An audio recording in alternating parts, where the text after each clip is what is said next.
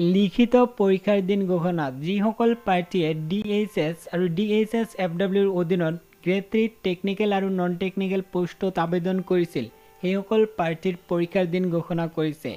ইতিমধ্যে বহুত কেণ্ডিডেট লাভ কৰিছে এনেধৰণৰ নোটিফিকেশ্যন, কিন্তু এতিয়ালৈকে ফাইনেল হোৱা নাই এই নোটিছখন সঁচা নে মিছা এতিয়ালৈকে অফিচিয়েল ৱেবছাইটত আপডেট দিয়া নাই। যদি এই নোটিছখন সঁচা হয় তেতিয়াহ'লে জানি লওক কোনটো পোষ্টৰ কেতিয়া পৰীক্ষা হ'ব। ইয়াতে চাই লওক নোটিছ মতে ডিচেম্বৰ মাহৰ 13 তাৰিখে পৰীক্ষা হ'ব ৰিটন টেষ্ট। মৰ্নিং শিফ্ট 10টাৰ পৰা 12টালৈ পৰীক্ষা হ'ব।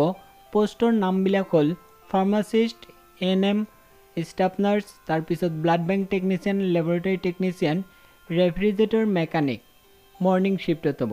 তাৰপিছত আফটাৰনুন শিফ্টত হ'ব 2টাৰ পৰা 4টালৈ পৰীক্ষা হ'ব।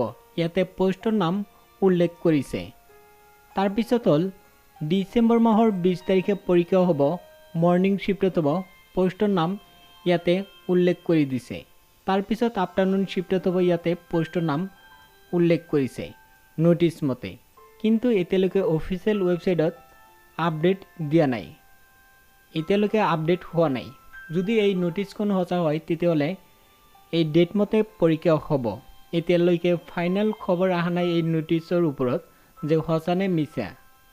যদি আপডেট আহি যায় ভিডিঅ'ৰ জৰিয়তে অতি সোনকালেই জনাই দিয়া হ'ব। যদি ভিডিঅ'টো ভাল লাগিছে লাইক কৰিব আৰু শ্বেয়াৰ কৰিব।